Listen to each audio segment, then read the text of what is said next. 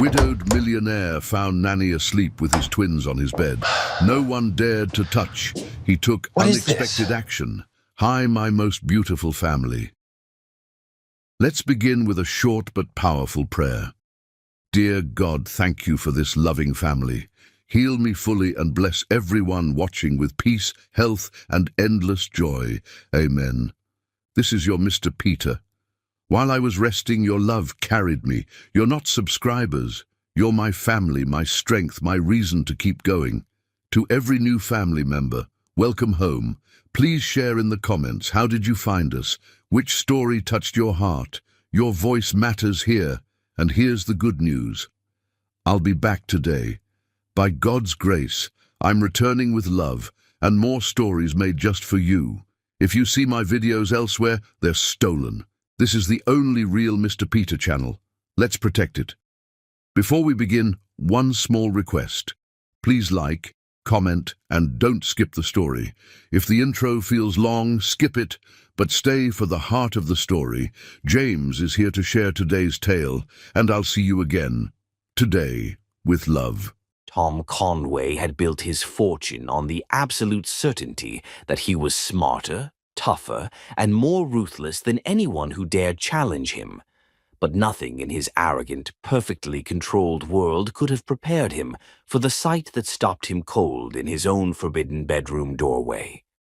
The late afternoon Virginia sun streamed through the tall windows of his master bedroom, a room he'd avoided living in for 2 years, entering only when absolutely necessary to retrieve documents or check that everything remained as Eleonora had left it when cancer claimed her in that very bed.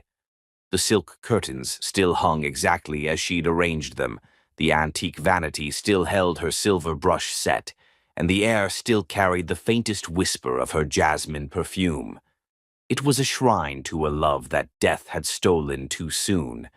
But today something had changed. Today the sacred space pulsed with life. His new nanny, Janet Foster, lay sleeping in the center of his king-sized bed, her rich brown skin glowing like burnished gold against the ivory silk sheets. Her natural hair spread across Eleonora's pillow like a crown of midnight silk, and her face, God, her face held a peace so profound it made his chest tighten with something he'd forgotten how to feel.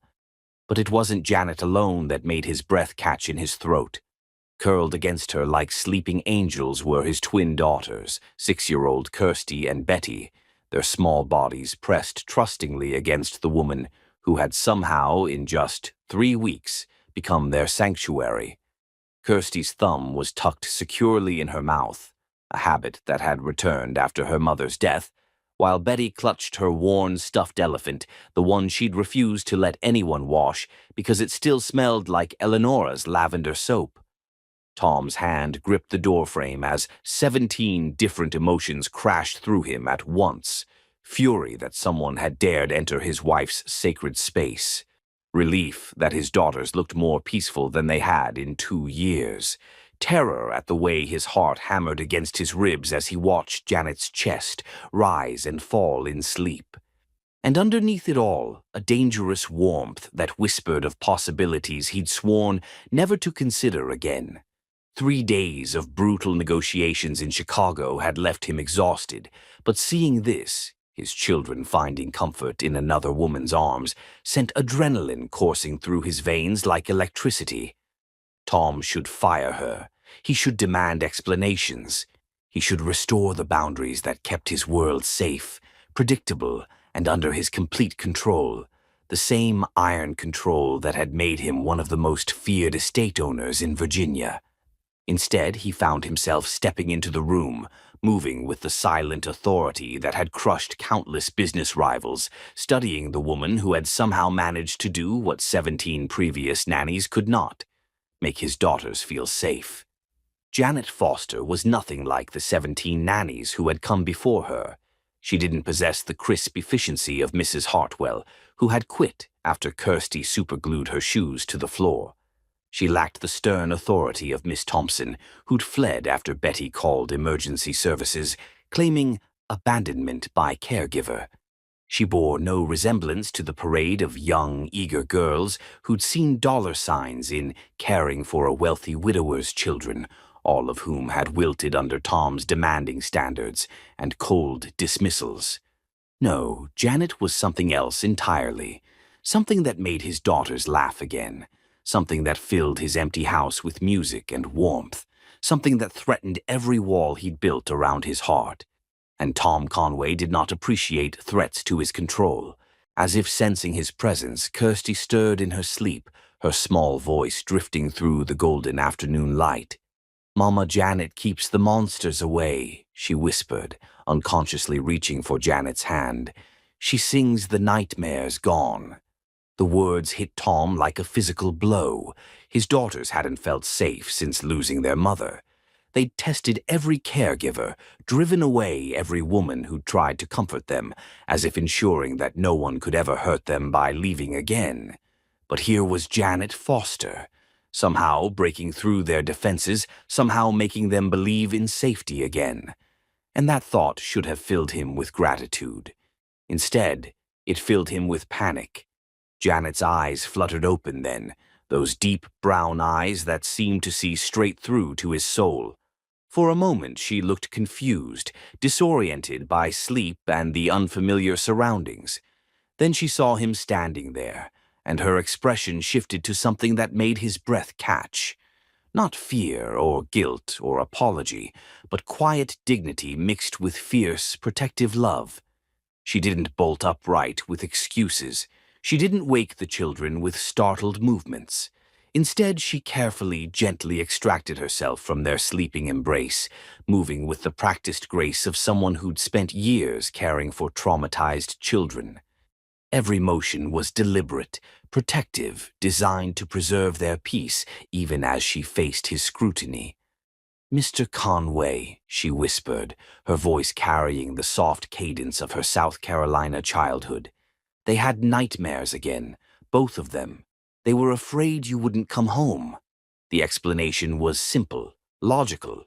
But watching her smooth Kirsty's hair with infinite tenderness, seeing how Betty instinctively curled toward Janet's warmth even in sleep, Tom realized that logic had nothing to do with what was happening here. "You brought them to my bedroom," he said quietly, his voice carrying no accusation, just a statement of fact that somehow demanded an explanation for the impossible. Janet's chin lifted slightly, that gesture of quiet dignity that had impressed his estate manager Ephraim Whitmore, enough to hire her against Tom's initial reservations. "They asked for somewhere safe," she replied, her eyes never leaving his. "Somewhere that still smelled like their mama. Somewhere they could feel close to the love that's still here." The honesty in her voice was devastating. She could have made excuses, could have apologized, could have gathered the children and fled.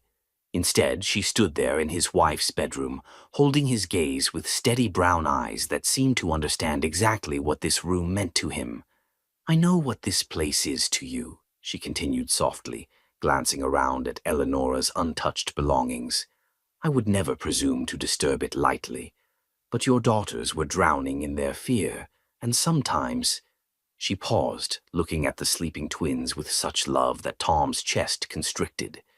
"Sometimes healing requires sacred spaces." He should have been angry. He should have felt violated, betrayed, furious that this stranger had dared to enter the shrine to his dead wife. Instead, watching Janet gather his sleeping daughters with infinite care, he felt something crack open inside his chest, something that had been frozen solid for 2 long years. "How long have they been having nightmares?" he asked, his voice rougher than he intended. "Since I arrived," Janet admitted, lifting Betty with practiced ease.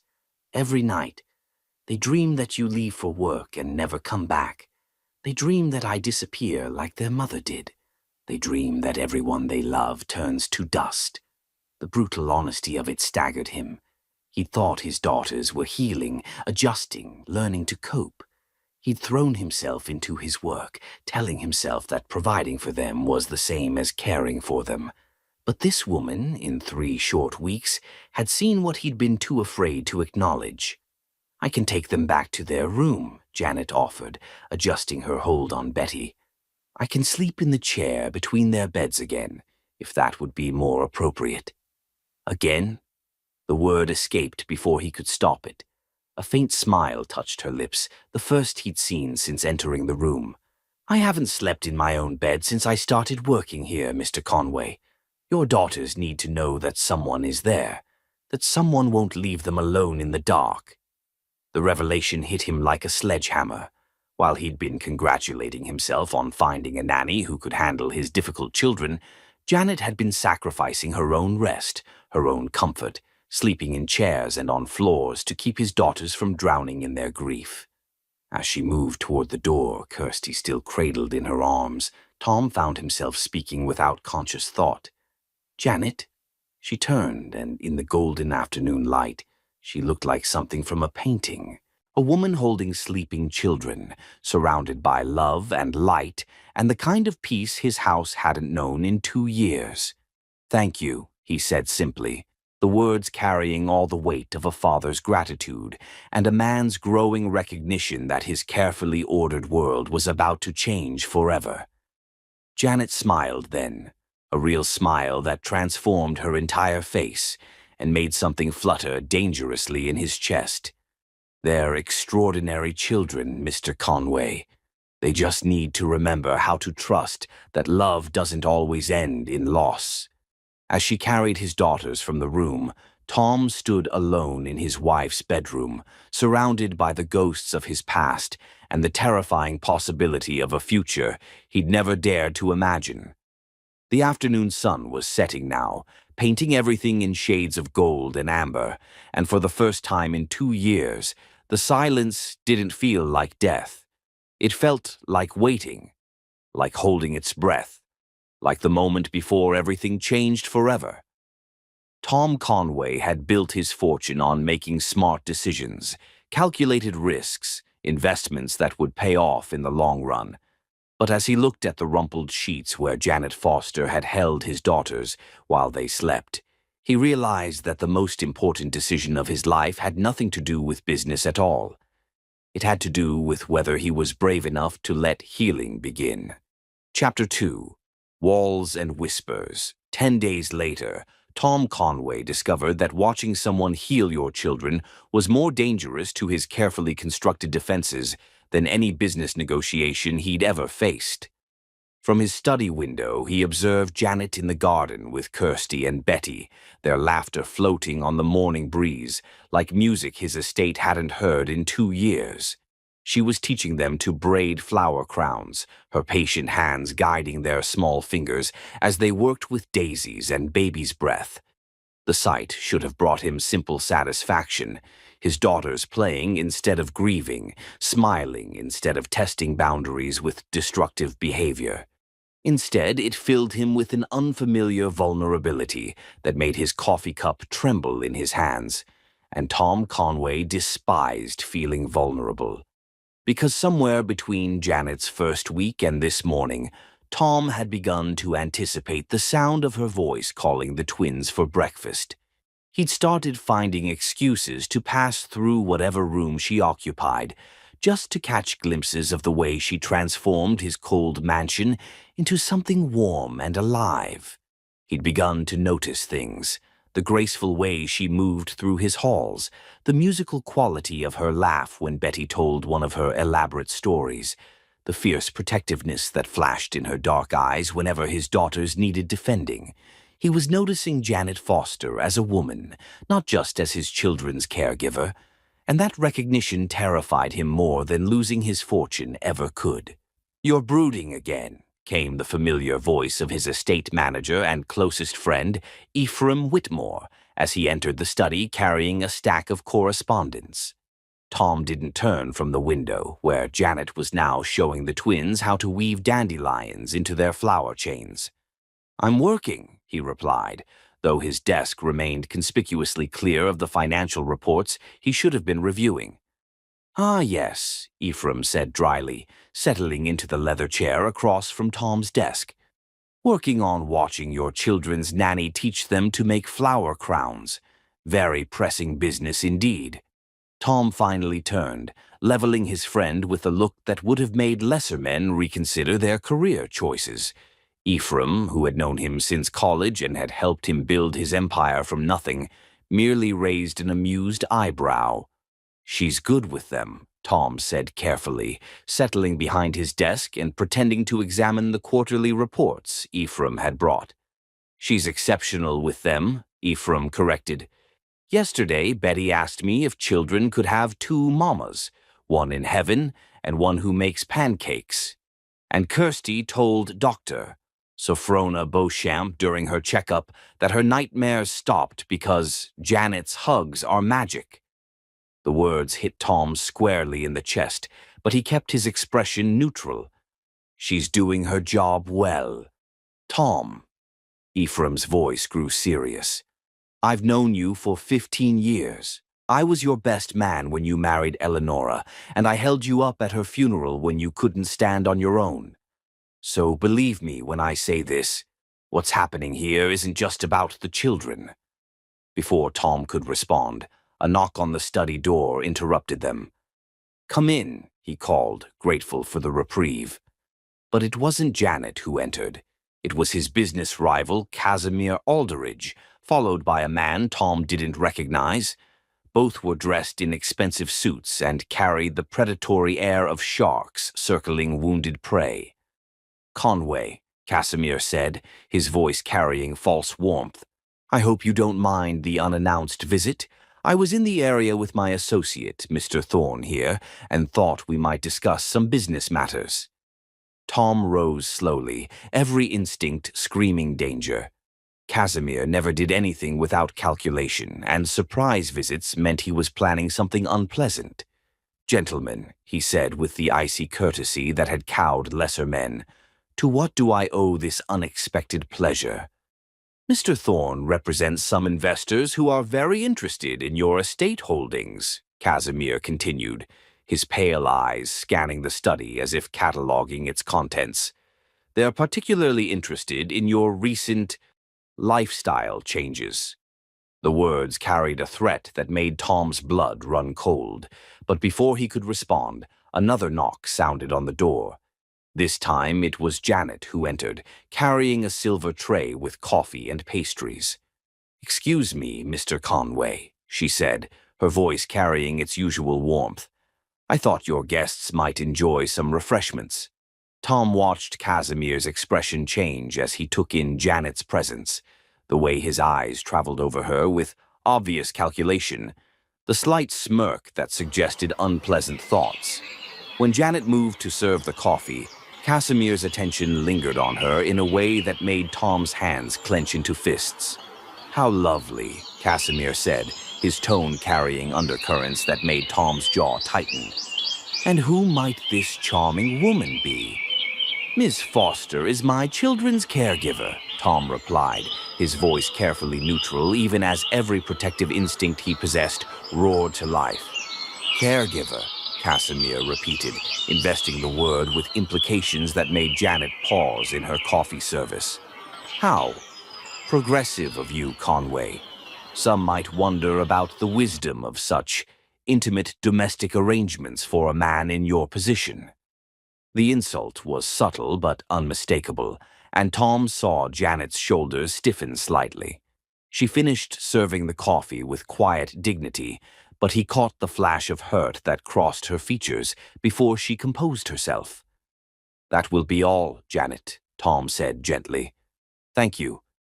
She nodded and moved toward the door, but not before Tom saw the way Casimir's companion watched her leave, his expression calculating in a way that made Tom want to throw them both out immediately. "Lovely woman," Thorne commented once Janet had gone. "Very devoted to her work, I'm sure." "Let's discuss why you're really here," Tom said, his patience evaporating like morning mist. Casimir smiled, but it was a predator's expression. "Very well. Mr. Thorne's investors are concerned about your company's recent instability.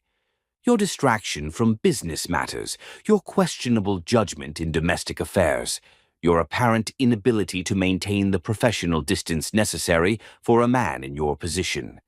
The implication was clear. They were using Janet's presence, her race, her role in his household, as ammunition against him. Tom felt rage building in his chest like a living thing, but he forced himself to remain calm. "My personal life is not up for discussion," he said quietly, but his tone carried enough steel to make lesser men step back. "Everything is up for discussion when it affects business," Casimir replied. "My investors are prepared to make a very generous offer for your company, Conway, one that would allow you to simplify your life considerably." The threat was barely veiled now. Buy them out, or they'd use his relationship with Janet, whatever they perceived it to be, to destroy his reputation and his business. "Gentlemen," Tom said, standing slowly, "this meeting is over." Casimir's smile widened. "Think about it, Conway. Some arrangements are more complicated than they're worth. Some risks carry consequences you might not have considered." After they left, Tom stood alone in his study, fury and fear warring in his chest. Through the window, he could see Janet still in the garden with his daughters, all three of them now wearing flower crowns and laughing at something Betty had said. They looked like a family. They looked like happiness. They looked like everything he'd thought he'd lost forever. And now Casimir was threatening to use that against him. "Sir?" Ephraim's quiet voice drew him from his dark thoughts. "Should I be concerned?" "They're planning a hostile takeover," Tom said, his voice rough with emotion. "And they're going to use Janet to justify it." "Then you need to decide what matters more," Ephraim replied. "Your company or your family." Tom looked out at the garden again, where Janet was now chasing the twins in some elaborate game of tag, her joyful laughter mixing with theirs in a symphony of pure happiness. Family. The word lodged in his throat like a stone. When had he started thinking of Janet as family? That evening, after the twins were asleep, Tom found Janet in the library organizing their school books. She looked up when he entered, and he saw the careful distance in her expression, the professional mask she'd worn around him ever since Casimir's visit. "Janet," he began, then stopped, unsure what he wanted to say. "The children are settled for the night," she said formally. "Is there anything else you need, Mr. Conway?" The return to formality stung more than he expected. "About earlier." "It's fine," she interrupted, but he caught the brief flash of pain in her eyes. "I understand my position here." "Do you?" he asked, moving closer. "Because I'm not sure I understand mine anymore." She looked at him then, really looked at him, and he saw his own confusion reflected in her dark eyes.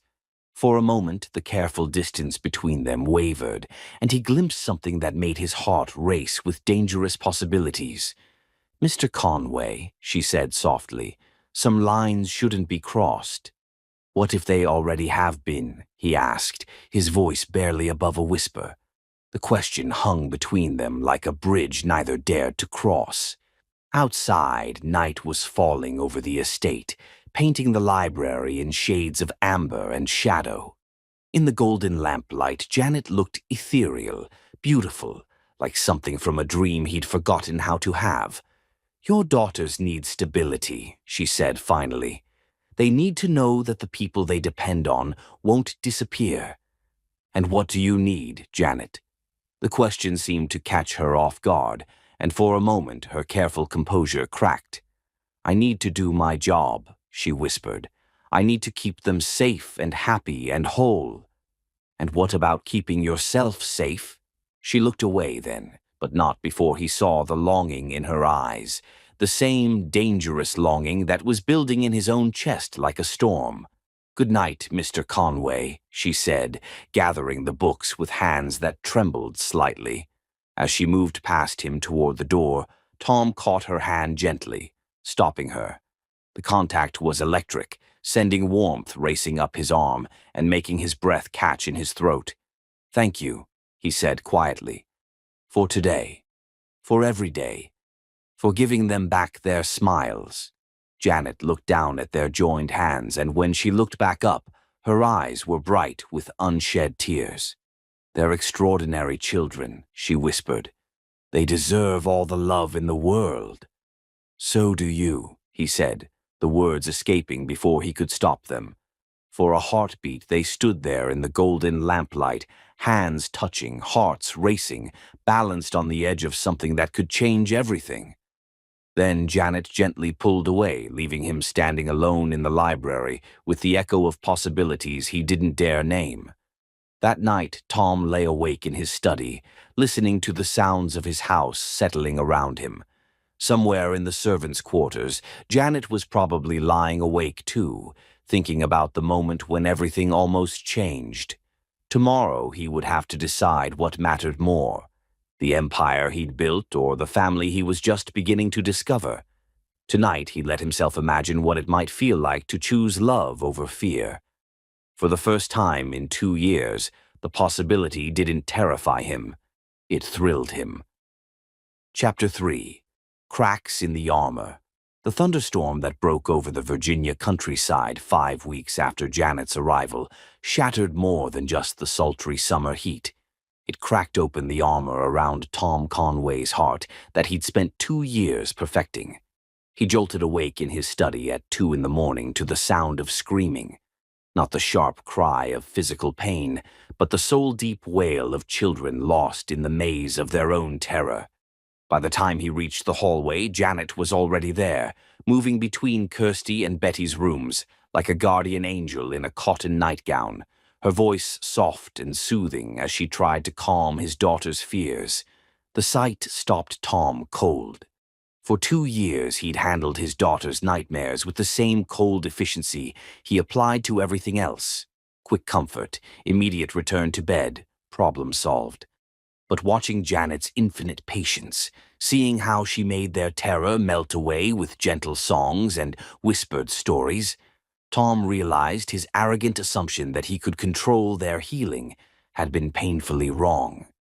"Daddy," Betty sobbed when she saw him, her small body shaking with tremors that had nothing to do with the storm raging outside. "I dreamed you went to heaven like Mama. I dreamed you didn't come back." Tom gathered his youngest daughter into his arms, feeling her tears soak through his shirt as thunder crashed overhead. Across the hall he could hear Janet's melodic voice, singing something soft and lilting to Kirsty, whose nightmare screams had quieted to whimpering sobs. "I'm here, princess," he whispered against Betty's hair. "Daddy's not going anywhere." But even as he spoke the words, Tom realized the cruel irony of his promise. Since Eleanora's death, he'd been gone more than he'd been present, losing himself in board meetings and business deals, using work as a shield against the pain of existing in a house filled with memories. His daughters had learned to fear his absence because his absence had become their reality. For the next 4 hours, as the storm raged and his children fought their demons, Tom watched Janet move between their rooms with infinite patience. She never raised her voice, never showed frustration, never stopped offering comfort, even when exhaustion painted dark circles under her eyes. She sang lullabies in 3 different languages, told stories about brave princesses who conquered their fears, and created shadow puppets on the walls that turned monsters into friends. When dawn finally broke, gray and weary over the estate, Tom found Janet slumped against the wall between the twins' doorways, still keeping watch even in sleep. Her head had fallen back against the pale yellow wallpaper, her lips slightly parted, her hands still positioned as if ready to comfort a child who might cry out in the night. She looked exhausted. She looked beautiful. She looked like everything he'd forgotten he needed. "Janet," he whispered, kneeling beside her. Her eyes fluttered open, immediately alert despite her obvious fatigue. "Are they?" "Sleeping," he assured her, gesturing toward both rooms where his daughters finally lay peaceful. "You can rest now." "I should check on them," she began, starting to rise. "You should sleep," Tom said gently, catching her arm. "You've been awake all night."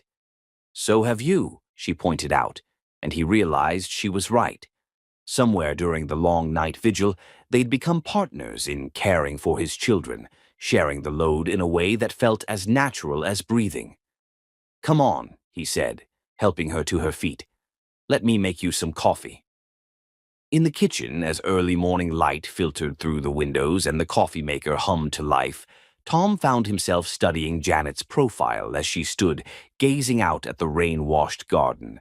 Her natural hair was mussed from the night, her simple nightgown and robe somehow more elegant than any designer dress he'd ever seen. "How long have they been having nightmares this severe?" he asked, pouring coffee into 2 mugs. "Since their mother died," Janet replied honestly, accepting the steaming cup with grateful hands. "But they've gotten worse lately. They're terrified of losing you, too." The words hit him like a physical blow. "I didn't know." "They didn't want you to know," she said gently. "Children often protect their surviving parent by hiding their pain. They were afraid that if you knew how scared they were, you might—" She trailed off, but he understood. "Send them away," he finished. "Let someone else raise them because I can't handle it." "They're 6 years old, Tom," Janet said, and the use of his first name sent warmth spreading through his chest. "Their entire world collapsed when they lost their mother. Now they live in constant fear that their father will disappear too." Tom sank into the chair across from her, the weight of his failures as a parent crushing down on him. "I thought I was protecting them by working more, by building financial security for their future. I thought—" "You thought that providing for them was the same as being present for them," Janet interrupted softly. "It's a common mistake among grieving parents." "Is that your professional opinion, Doctor Foster?" he asked, but there was no sarcasm in his voice, only genuine curiosity.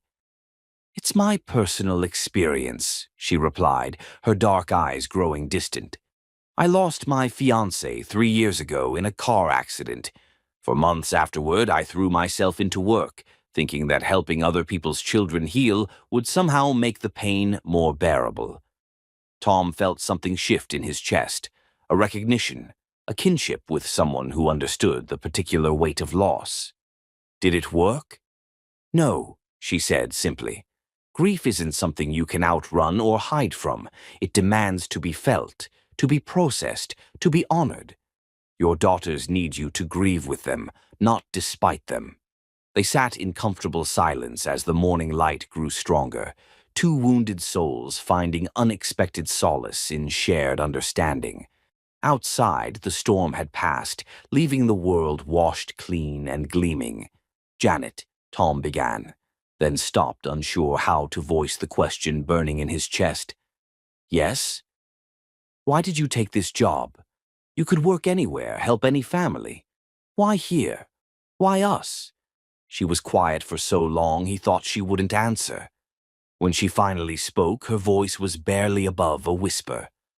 "Because when I met your daughters, I saw myself at their age, lost, afraid, convinced that everyone I loved would leave me. And when I met you—" She paused, her cheeks flushing slightly.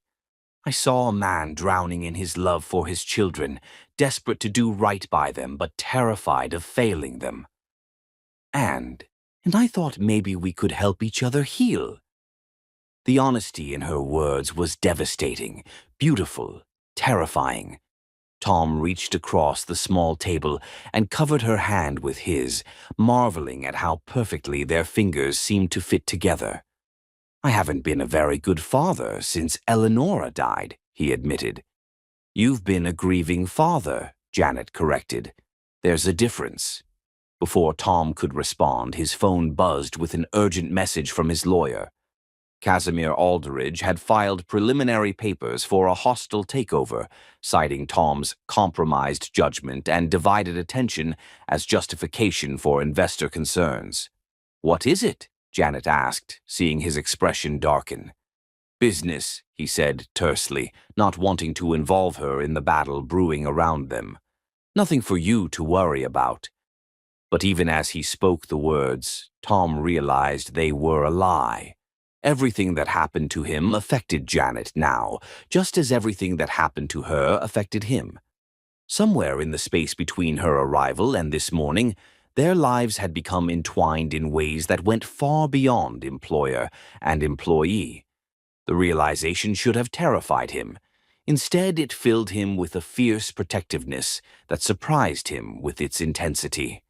"I should let you get some rest," he said, standing to clear their coffee cups. "Tom," Janet said, rising as well. When he turned to look at her, she was standing close enough that he could see the golden flecks in her brown eyes, close enough that the scent of her lavender soap made his head spin. "Thank you," she said simply, "for trusting me with them, for letting me be part of this." "Thank you," he replied, his voice rough with emotion, "for giving me back my daughters." They stood there in the golden morning light, separated by mere inches and 1,000 unspoken possibilities.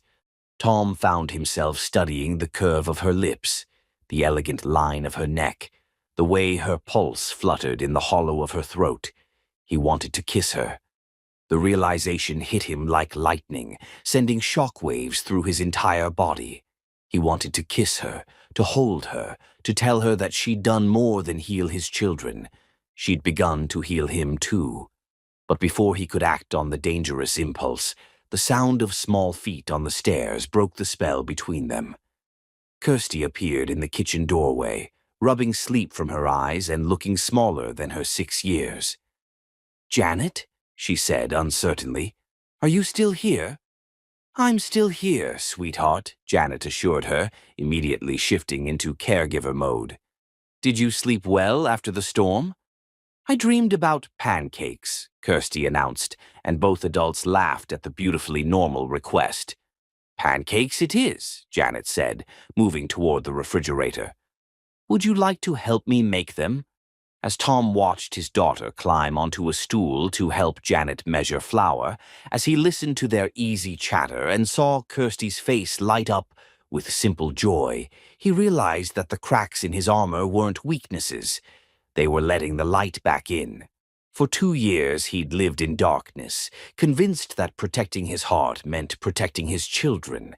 But watching Janet teach Kirsty to flip pancakes while humming softly under her breath, Tom understood that healing didn't require walls. It required courage. The courage to let someone in. The courage to risk loving again. The courage to believe that some people stayed. As Betty joined them in the kitchen, drawn by the smell of breakfast and the sound of laughter, Tom felt something shift permanently in his chest. They looked like a family, messy and imperfect and beautifully real.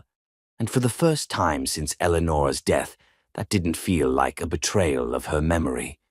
It felt like coming home. Later that morning, after breakfast had been eaten and the twins had been dispatched to play in the garden, Tom found himself alone with Janet in the kitchen once more. She was washing dishes, humming the same lullaby she'd sung during the storm, and the domestic simplicity of the moment made his heart ache with unexpected longing. "Janet," he said, his voice catching slightly. She turned, soap bubbles still clinging to her hands, and looked at him with those dark eyes that seemed to see straight through to his soul. "I need you to know," he began, then stopped, struggling to find words for feelings he'd thought were buried forever. "What you've done for us, for them, for me, it's more than just a job. You've given us back our lives." "You've given me a purpose," she replied softly. "A reason to believe that love doesn't always end in loss." They stood there in the sunlight streaming through the kitchen windows, surrounded by the ordinary magic of pancake batter and coffee cups, while something extraordinary passed between them. A recognition, an acknowledgement, a promise of possibilities neither dared to name. Outside, his daughters. Laughter echoed across the garden, free and joyful and alive. Inside, Tom Conway felt his carefully guarded heart crack open just a little wider, letting in more light, more hope, more love than he'd thought possible. The armor he'd built to protect himself was crumbling, and for the first time in 2 years, He was grateful for the cracks. Chapter 4. The Art of Falling. 3 weeks after the storm, Tom Conway made a discovery that would have sent his business rivals into shocked silence. The most ruthlessly controlled man in Virginia was standing in an art gallery, commissioning a portrait because he'd fallen completely, helplessly in love with the way sunlight looked in a woman's hair. "You want me to paint what, exactly?" asked Roxalana Ashbourne, Janet's best friend and the owner of the most prestigious gallery in Richmond. Her Turkish ancestry had blessed her with dramatic dark eyes that could intimidate wealthy collectors. But right now they held only amused confusion as she studied Tom across her mahogany desk. "Janet, reading to my daughters," Tom repeated, feeling his legendary composure crack around the edges. "In the library. There's this moment every evening when the light comes through the windows, just so, and she—" He trailed off, realizing how far he'd fallen from the man who'd once prided himself on never showing weakness. "And she looks like a Renaissance Madonna come to life," Roxalana finished with a knowing smile. "Tom Conway, you magnificent fool, you're completely gone for her, aren't you?" The directness of the question caught him off guard. In business, Tom was legendary for his poker face, but something about Roxalana's warm understanding stripped away his usual defenses. "Is it that obvious?" he asked, sinking into the leather chair across from her desk. "Only to someone who knows what love looks like," she replied gently. "Janet talks about you and those girls constantly. She lights up like a Christmas tree when she mentions how Betty finally learned to tie her shoes, or how Kirsty wrote a story about brave princesses. But when she talks about you—" Roxalana paused, studying his face. "When she talks about you, she gets this look, like she's discovered something precious and fragile that she's afraid to touch."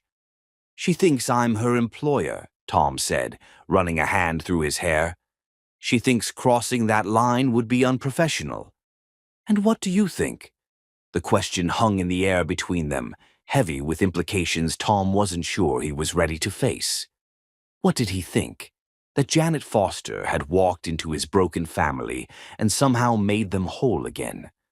That watching her braid his daughter's hair sent warmth shooting through his chest like sunlight? That the sound of her laughter had become the best part of his day? "I think," he said slowly, "that I'm falling in love with my children's nanny, and I have no idea what to do about it." Roxalana's smile was radiant. "You do what men have been doing since the beginning of time, darling. You fight for her."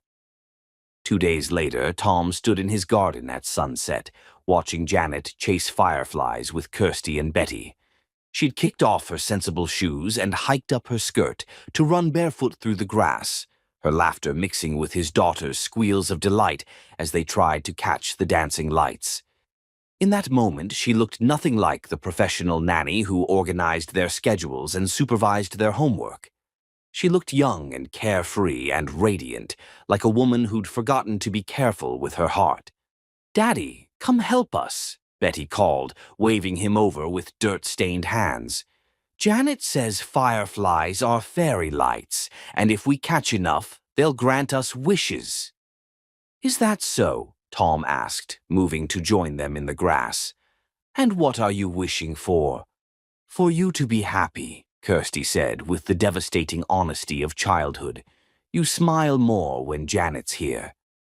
The innocent words hit Tom like a physical blow, and when he looked up, he found Janet watching him with something soft and vulnerable in her dark eyes. "Children see everything," she said quietly as the twins raced off after another cluster of fireflies. "What do you see, Janet?" he asked, moving closer to her in the gathering twilight. She was quiet for a long moment, studying his face in the golden light. "I see a man who's learning to live again," she said finally. "A father who's remembering how to play with his children. A person who's braver than he thinks he is." "And what about you?" Tom asked, his voice barely above a whisper. "What are you learning?" "I'm learning that healing isn't always quiet and solitary," she replied, her gaze dropping to his lips for just a moment before she caught herself. Sometimes it's loud and messy and full of 6-year-olds who think vegetables are poisonous. They both laughed, but the sound was breathless, charged with the electricity building between them, like the storm that had broken them open weeks ago. "Janet," Tom began, reaching for her hand. "We should go in," she said quickly, stepping back. "The girls need their baths, and you have that conference call with Tokyo." But even as she retreated into the safety of schedules and responsibilities, Tom saw the longing in her eyes, the same dangerous longing that was building in his chest like a tide. That night, after the twins were asleep and Janet had retreated to her cottage, Tom found himself walking the moonlit grounds of his estate, too restless to sleep. He ended up at the old garden pavilion where he and Eleonora used to sit on summer evenings, back when the future seemed infinite and love felt indestructible. He expected to feel guilty for thinking about another woman in this sacred space. Instead, he felt Eleonora's presence like a blessing, a gentle whisper of approval for the healing happening in his heart. "I loved you," he said aloud to the night air. "I'll always love you, but I think you'd want me to live again." The sound of footsteps on gravel made him turn, and there was Janet, wrapped in a cream-colored shawl, her hair loose around her shoulders like silk. "I couldn't sleep," she said simply. The cottage felt too quiet after all the excitement. "Join me?" he asked, gesturing to the stone bench where he sat.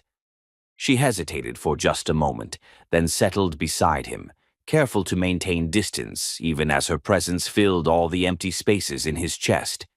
"It's beautiful here," she said, gazing out at the moonlit garden. "Peaceful." "Eleonora designed this garden," Tom said quietly. "She said she wanted a place where magic could grow." "Magic is growing here," Janet replied, her voice soft with wonder. "Your daughters are proof of that. The way they've healed, the way they trust again. It's miraculous." "You're the miracle," Tom said, turning to look at her profile in the moonlight.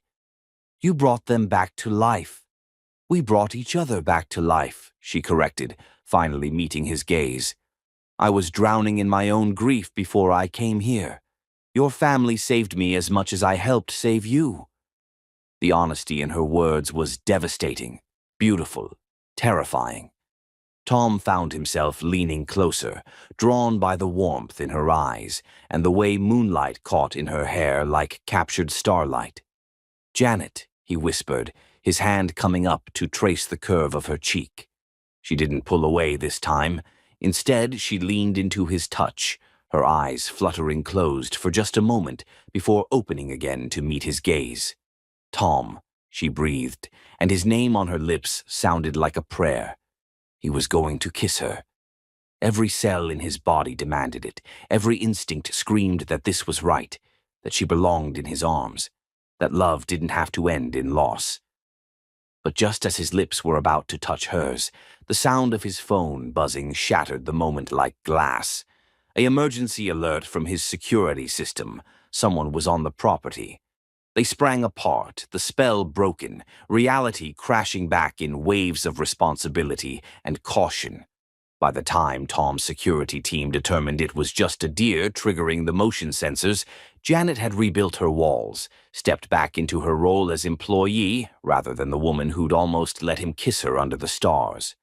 "I should go," she said, avoiding his eyes. "It's late and tomorrow is busy." "Janet, wait." But she was already walking away, her shawl flowing behind her, like a ghost of what might have been. Tom stood alone in the pavilion, his heart racing and his lips tingling with the kiss that hadn't happened. Around him, Eleonora's garden bloomed in the moonlight, beautiful and serene and full of possibilities he was too afraid to claim. The next morning brought crisis in the form of Casimir Aldridge's latest attack. His lawyers had filed injunctions questioning Tom's fitness as a guardian, citing questionable domestic arrangements and compromised judgment. The subtext was clear. They were using his relationship with Janet, whatever they perceived it to be, as ammunition. They can't actually take the children, his lawyer assured him during an emergency meeting, but they can make things very uncomfortable, very public.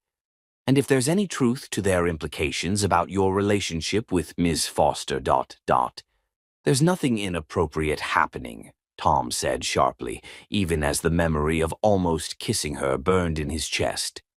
Good, his lawyer replied, because any hint of impropriety could give them exactly the leverage they need.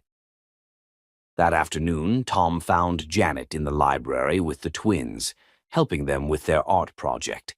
The sight that greeted him, Janet with paint in her hair, Kirsty and Betty giggling as they decorated a canvas with handprints, should have filled him with joy.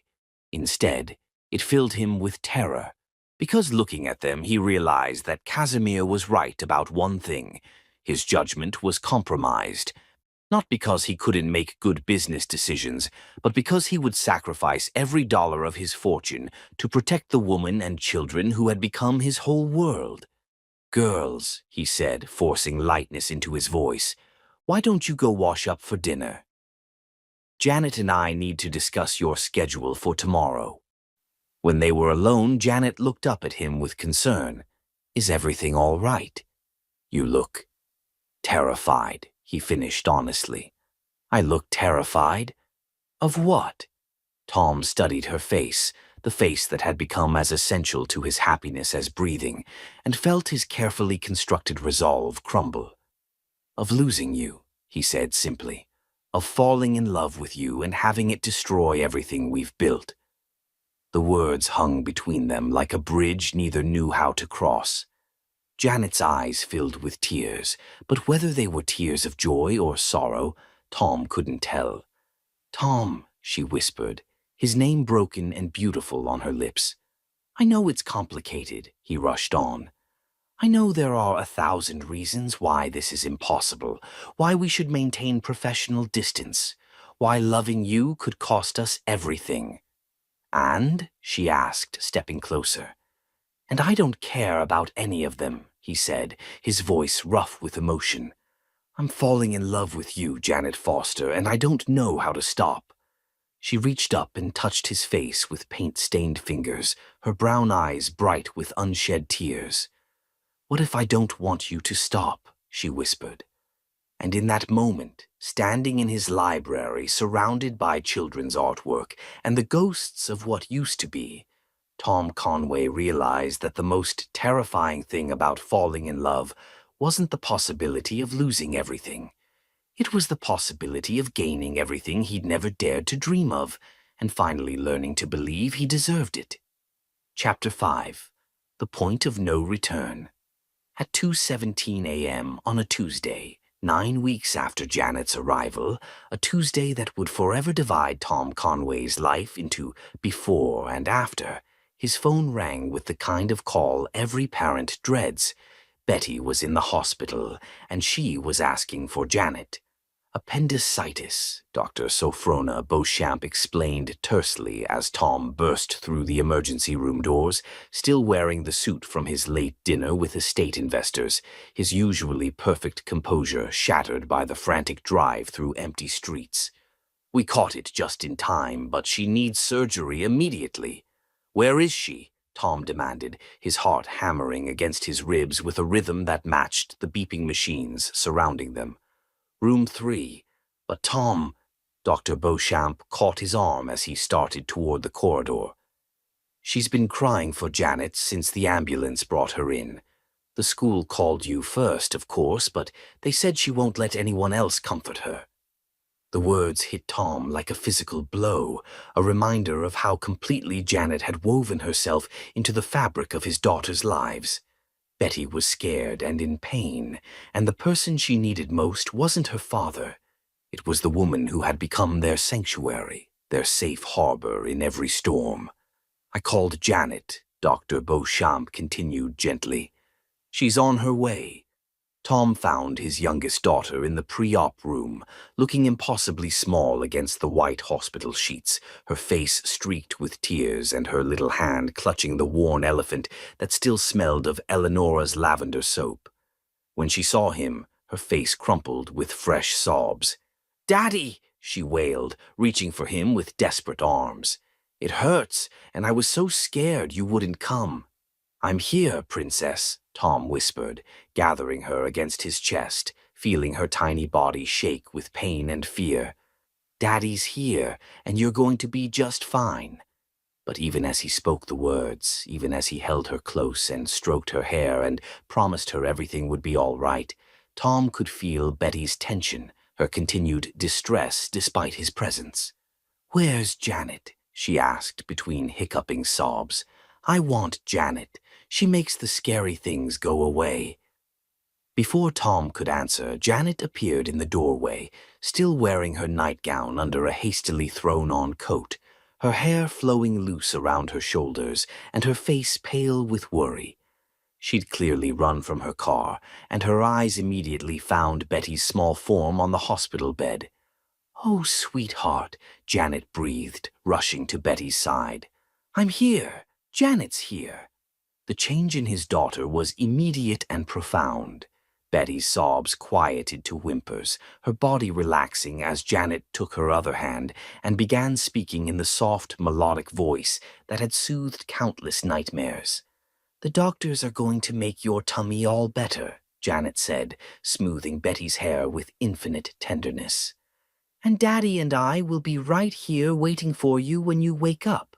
"Promise?" Betty whispered, her 6-year-old eyes huge with fear. "I promise," Janet said solemnly, and Tom watched his daughter's grip on Janet's hand tighten with desperate trust. As the medical team prepared to take Betty to surgery, Tom found himself relegated to the background, watching Janet work her gentle magic while his own helplessness crashed over him in waves. He was Betty's father, her protector, the person who was supposed to make everything better. But in this crisis, it was Janet she needed, Janet she trusted to keep her safe. "Mr. Conway," a young nurse touched his elbow gently. "We need to take her now, but you can walk with us to the OR doors." The next few minutes passed in a blur of corridors and medical terminology, and Betty's small voice calling out, "Don't leave me, Janet. Don't leave me," until the heavy doors swung shut between them and silence fell like a curtain. Tom stood in the empty hallway staring at those closed doors, feeling more powerless than he had since the day Eleonora died. Beside him, Janet swayed slightly, and he realized she was shaking, not with cold, but with the aftermath of adrenaline and terror. "She's going to be fine," he said, as much to convince himself as to comfort her. "Dr. Beauchamp said they caught it early. Appendectomies are routine." "I know," Janet whispered, but her voice broke on the words. "I know she'll be fine. It's just, when they called, when they said she was hurt and scared." She didn't finish the sentence, but Tom understood. The fear of losing someone you love never really goes away. It just hibernates until crisis wakes it with claws and teeth. "Come on," he said gently, taking her arm. "Let's go to the waiting room. This could take a while." The surgical waiting area was painted in soft blues and greens, designed to be soothing. But Tom found no peace in the carefully chosen colors or comfortable chairs. He paced like a caged animal while Janet sat curled in a corner chair, her arms wrapped around herself, as if holding herself together by force of will. "Tom," she said quietly after an hour of silence, "sit down. You're going to wear a hole in the floor." He settled in the chair beside her, close enough to catch the faint scent of her lavender soap beneath the antiseptic hospital smell. They sat in silence for another hour, united in their fear and love for the little girl behind those surgical doors.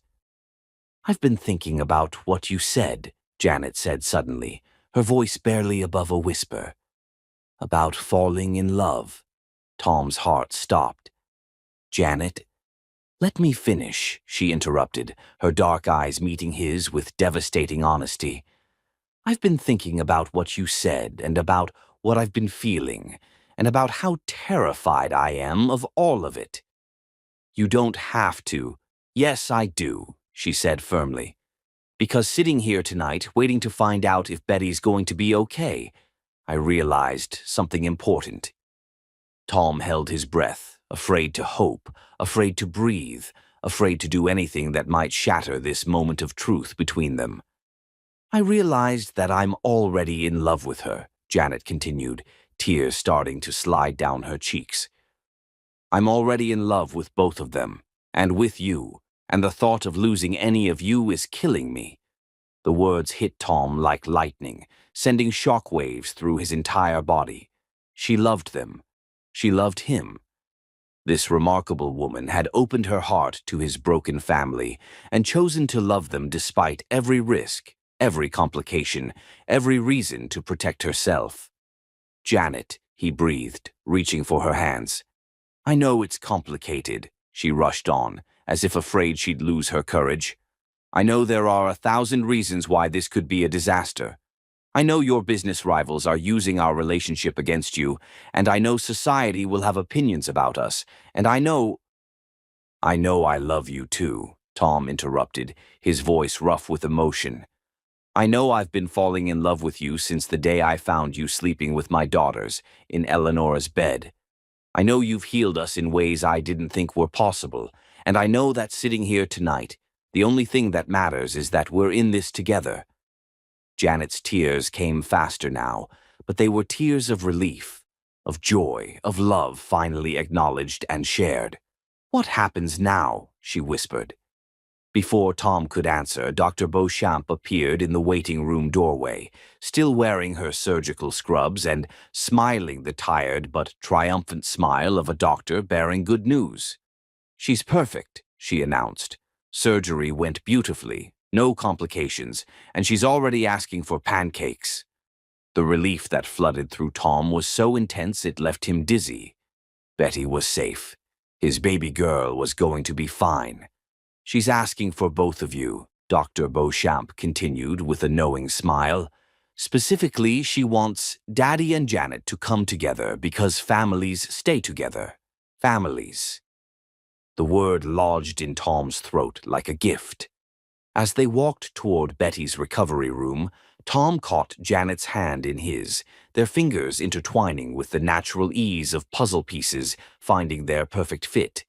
So what happens now? Janet asked again, echoing her earlier question.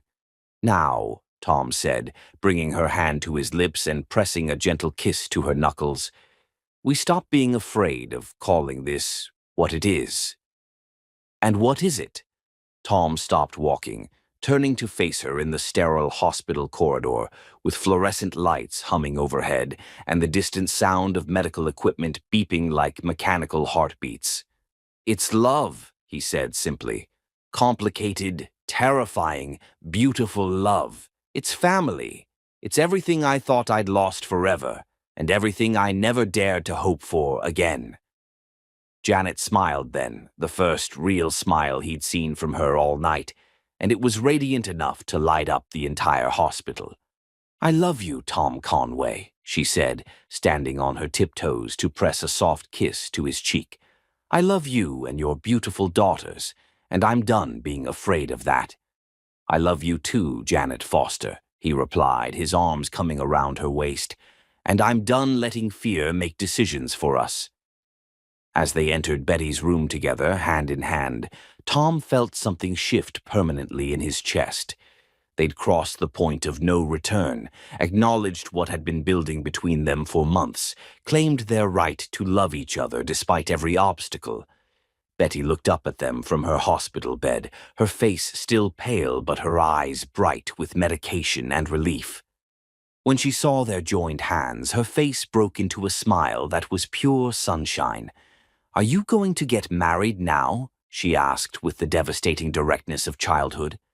Because Kirsty and I voted, and we want Janet to be our new mama. Tom looked at Janet, seeing his own shock and joy reflected in her dark eyes. They just admitted they loved each other, and already his daughters were planning their wedding. Well, Janet said, settling into the chair beside Betty's bed without releasing Tom's hand, I think that's something we'll need to discuss as a family. A family, Betty repeated happily, settling back against her pillows. I like that. As Tom watched Janet fuss over his daughter, adjusting her blankets and smoothing her hair with the automatic tenderness of a mother, he realized that love hadn't made things more complicated. It had made everything beautifully simple. They were a family. They'd been a family since the day Janet chose to comfort his children in their hour of need. Tonight, they'd simply found the courage to acknowledge what their hearts had known all along. Outside Betty's hospital room window, dawn was breaking over Virginia, painting the sky in shades of rose and gold. It was the dawn of a new day, a new beginning, a new chapter in the love story that had started with a sleeping sanctuary and was growing into something powerful enough to heal them all. Tom Conway had spent 2 years believing that love ended in loss. Tonight, he'd learned that love could also end in finding everything you never knew you needed. And as he sat beside the woman he loved, watching her care for his daughter with infinite tenderness, Tom finally understood that the point of no return wasn't something to fear. It was something to celebrate. Chapter 6. Courage in the Darkness. The letter arrived on a Thursday morning exactly 1 week after Betty's surgery, delivered by Larkin Montague with hands that trembled slightly as he placed the cream-colored envelope on Tom's desk. An envelope that bore Eleonora's distinctive handwriting and carried the power to change everything. She made me promise, Larkin said quietly, his usually composed demeanor cracked with emotion as he watched Tom stare at his late wife's familiar script. 2 days before the cancer took her, when the doctors told her there was nothing more they could do, she wrote this: "Made me swear to give it to you when you found love again." Tom's hand shook as he picked up the envelope, feeling the weight of words written by the woman he'd loved with everything he had, intended for the moment when he'd found the courage to love again. Through his study window, he could see Janet in the garden with Kirsty and Betty, the 3 of them weaving flower crowns in the morning sunshine, their laughter floating on the warm Virginia breeze.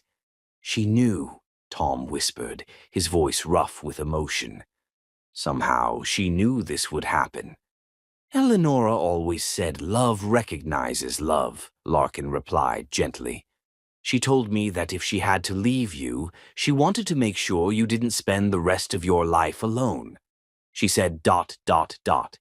He paused, swallowing hard. She said you deserved to remember how to smile. With fingers that felt clumsy and numb, Tom opened the envelope and unfolded the letter. Eleonora's voice speaking to him across the void of death, with words that made his eyes burn with tears. My darling Tom, if you're reading this, it means you've found someone who makes you remember how to smile. Don't you dare let my death steal your chance at happiness. I've watched you these past months, seen how you're drowning in grief and guilt, and it breaks my heart to know that loving me might keep you from loving again. The woman who captures your heart will be extraordinary. I know this because you are extraordinary, and you deserve nothing less. Love her with everything you have. Let our girls know what a family filled with joy looks like. Build something beautiful from the ashes of what we lost. I'm not asking you to forget me. I'm asking you to honor what we had by being brave enough to love again.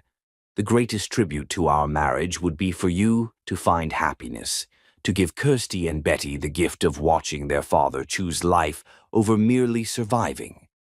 Be happy, my love. Be gloriously, completely, unapologetically happy. You have my blessing, my gratitude, and my eternal love. Always yours, Eleonora. P.S. I hid something in the old oak tree by the pavilion.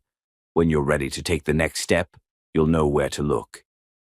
Tom read the letter 3 times, each word a gift of freedom he'd never expected to receive. Eleonora wasn't just giving him permission to love Janet. She was encouraging it, blessing it, celebrating the healing that had brought laughter back to their family. Tom? Larkin's voice seemed to come from very far away. Are you all right? She knew, Tom said again, looking up at his oldest friend through eyes bright with tears. She knew I'd fall in love with someone like Janet. Someone exactly like Janet, Larkin corrected gently. Eleonora was many things, but psychic wasn't one of them. She just knew you well enough to trust that when you were ready to love again, you'd choose someone worthy of that love.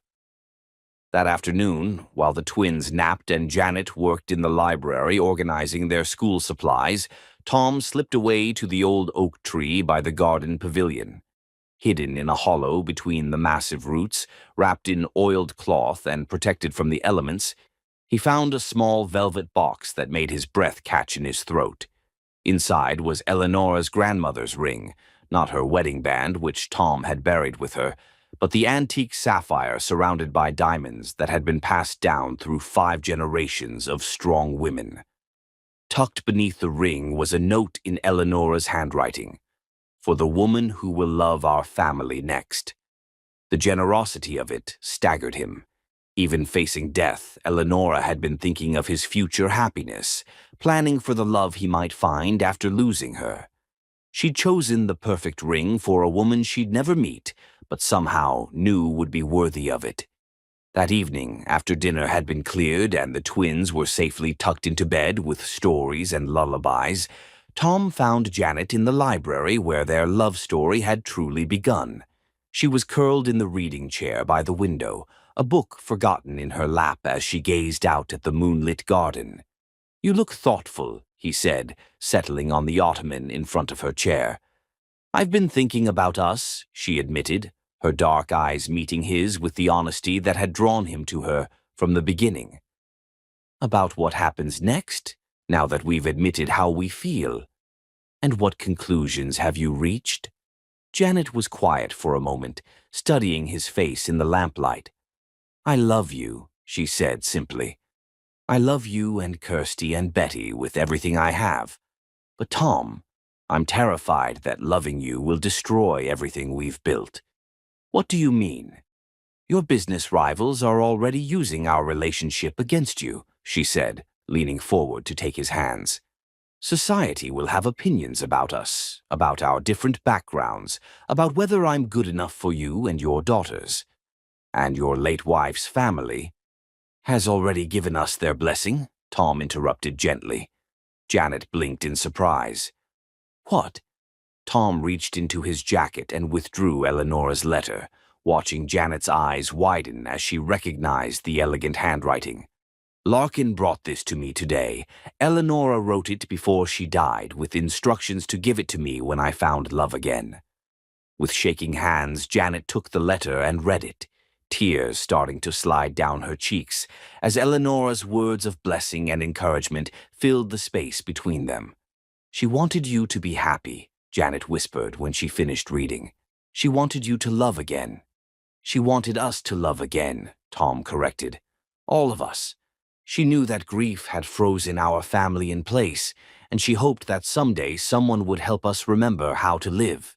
"Tom," Janet began, but he silenced her gently with a finger against her lips. "I have something else," he said, pulling out the velvet box. Janet's breath caught as he opened it, revealing the sapphire ring that seemed to capture all the lamplight in the room and hold it like trapped starlight.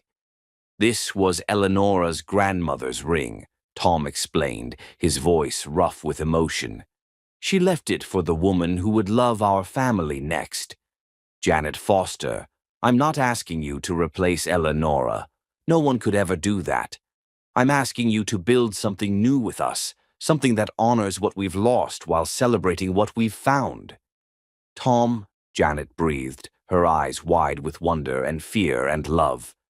"I'm asking you to marry me," he said, his heart hammering against his ribs as he took the ring from the box. "I'm asking you to be my wife, Kirsty and Betty's mother, the woman who completes our family and makes us whole." Janet stared at the ring, then at his face, then back at the ring, as if she couldn't quite believe what was happening. "I'm scared," she whispered honestly. "I'm scared of losing you, of not being enough, of society's judgment, of 1,000 things that could go wrong." "I'm scared too," Tom admitted. I'm terrified that loving you this much makes me vulnerable in ways I swore I'd never be again. But Janet, the alternative is worse. The alternative is spending the rest of my life safe and alone and miserable, watching my daughters grow up without ever seeing their father truly happy. And if something happens to me, she asked, her voice breaking, if I get sick or there's an accident or... Then we'll have loved each other completely while we could, Tom said firmly. Janet, I spent 2 years being afraid of loss instead of grateful for what I still had. I won't make that mistake again. I won't let fear steal one more day of happiness from us.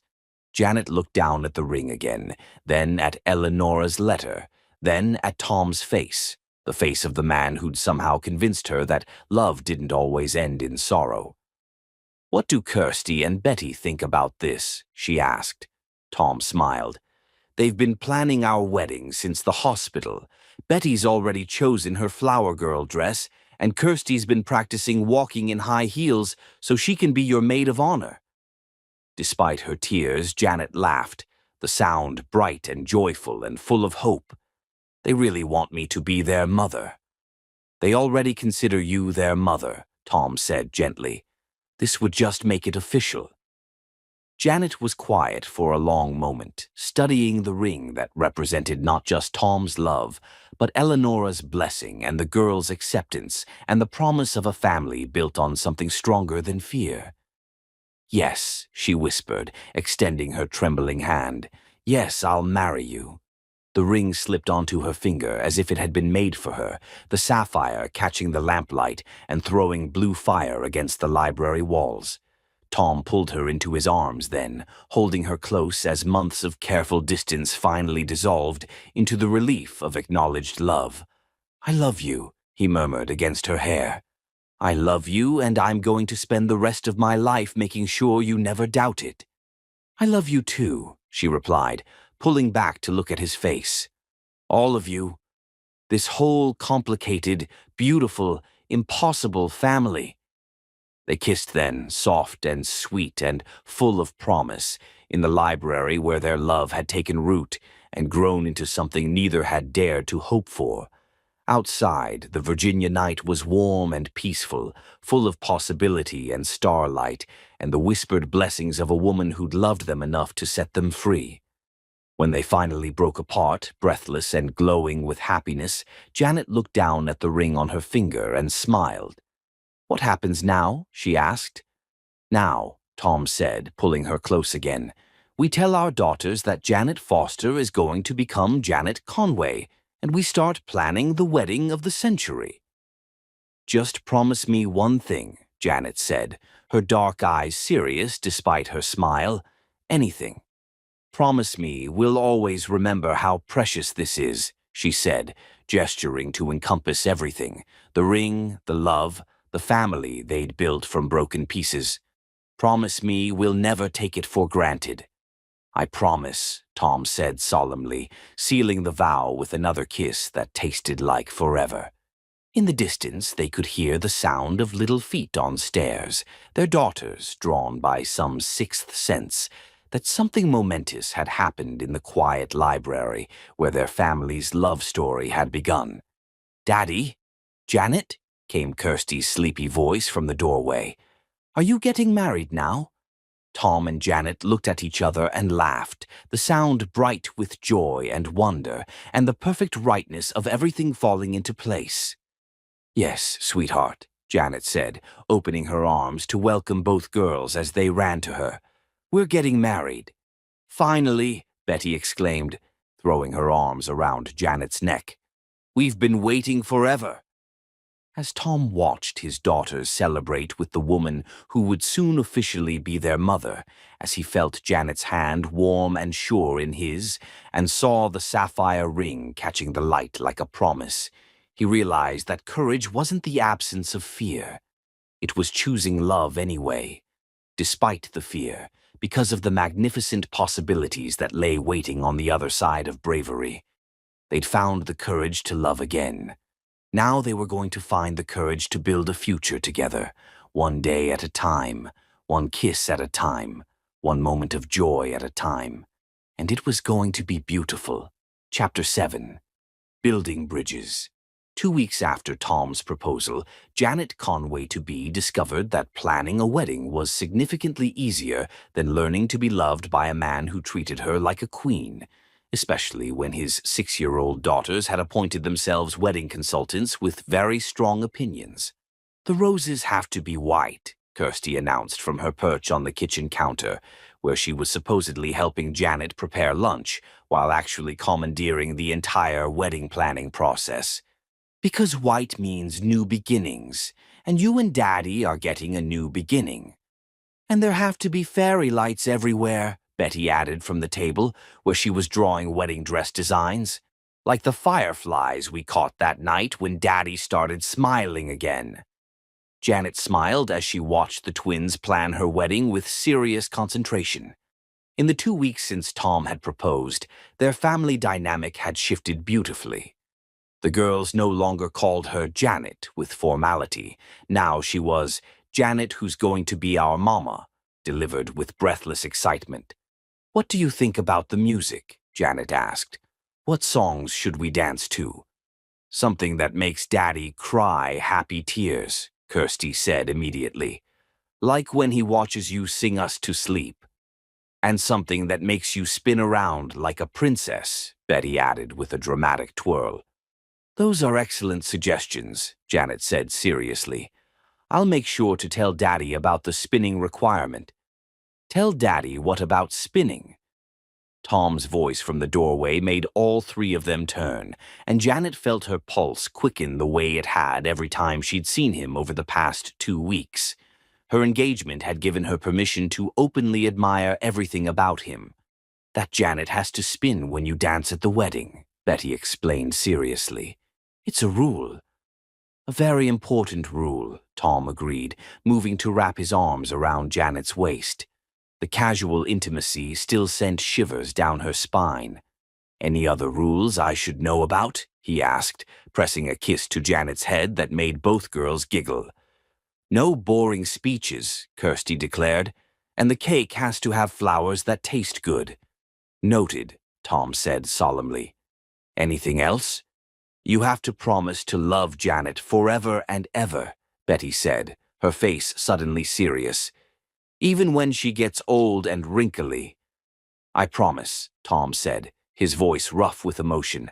"I promise to love Janet forever and ever, even when we're both old and telling you girls to turn down your music." Later that afternoon, Janet found herself at Atelier Ravensdale's exclusive bridal boutique, surrounded by silk and satin, while the twins sat on a velvet couch like tiny judges. "My dear," Ottilie said, stepping back to survey Janet in the ivory silk dress, "you are absolutely glowing. Tom Conway is a very fortunate man." Janet turned to the three-way mirror, barely recognizing the radiant woman staring back. The dress was simple but exquisite, ivory silk that flowed like water, with delicate beading that caught the light.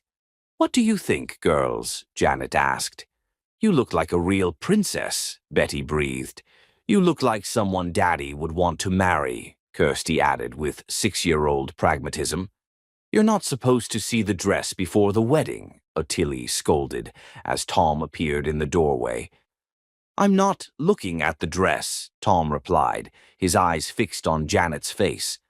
"I'm looking at my fiancée, and she's perfect." "How did your meeting go?" Janet asked, worried about the ongoing business pressures. "Better than expected," Tom said.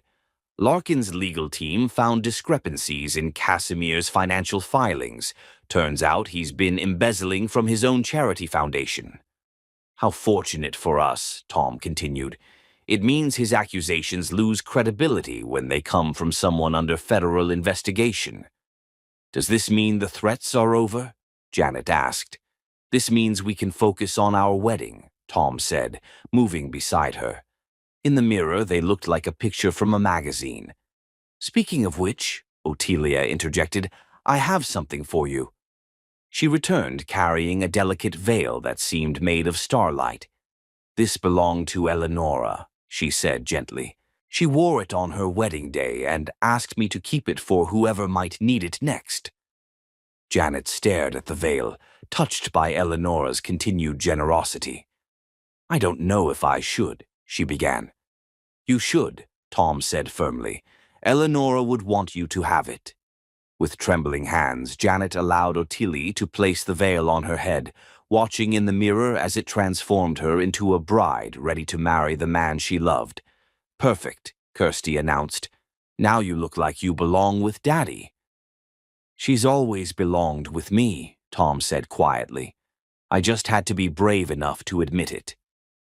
That evening, as they walked through the garden toward the pavilion, Janet reflected on how much had changed.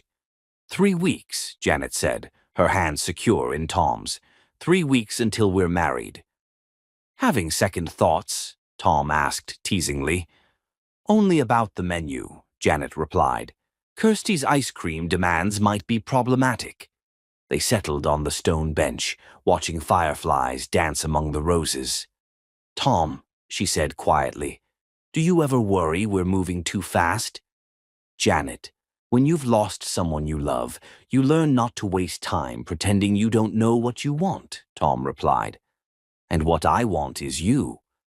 I want to wake up next to you every morning, watch you teach our daughters about strength and grace, build something beautiful together.